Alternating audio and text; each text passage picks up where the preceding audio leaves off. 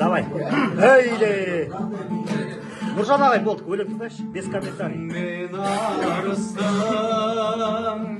бойымда таныстым.